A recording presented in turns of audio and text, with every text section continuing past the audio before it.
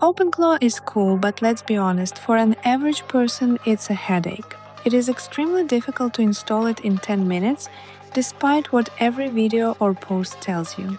10-30 minutes is only if you are confident with code and know how to set up a server quickly. Most videos say very little about changing passwords or setting up SSH keys to prevent your server from being hacked. Usually they just show you an ideal server, give you a referral link and suggest buying a year of hosting cause it's cheaper. Trust me, paying for the server is the easiest part. It gets much worse. Next, you need protection, at least fail to ban. This service blocks bots trying to enter your system. As soon as you create a server, bots immediately start brute forcing passwords. If you don't change your temporary password and set up basic protection, your data can be hacked even without infected bot skills. At this stage, a regular user will already have questions, and the installation time increases. Also, you need Docker. It's a container where OpenClaw is packed with all its dependencies. It's there in case the bot breaks, starts deleting files, or runs malicious code. In that case, only the container suffers. The server remains safe. Without Docker, the bot has full access to everything – your files, passwords, and other projects. One bug and hello problems on the whole server. Suppose you handled security and moved to the installation. Most likely, as a regular user, you'll be too lazy to read the documentation and will feed it to an AI. At that moment, the AI will start confusing you. Honestly, it's easy to get lost on the documentation site with all the commands if you try to learn it yourself. And this also doesn't fit the 10-minute setup theory. So, you've downloaded OpenClaw and started the setup. The easiest path is using a paid API key, but be warned, this bot is a token guzzler. You'll realize how expensive it is within the first 24 hours. Anyone telling you that you can just pull the code from a paid subscription like Gemini is usually lying.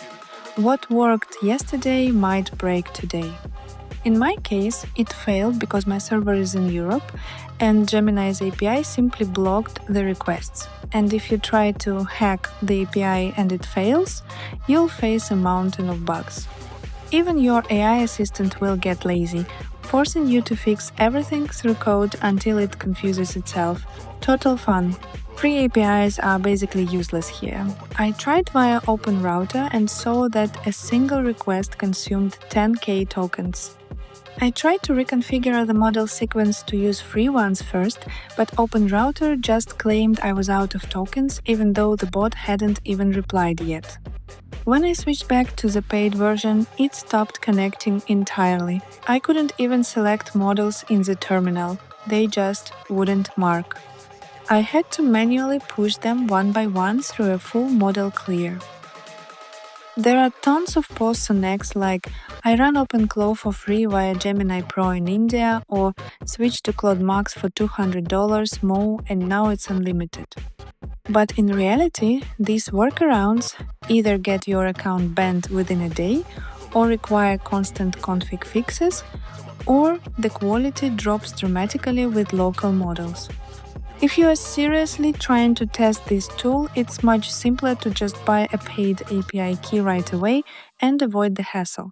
Almost no one talks about this, but you'll need a memory plugin so the bot doesn't redigest everything from scratch every time. My AI assistant kept inventing new ways to install it, sometimes in a separate Docker, sometimes before the setup.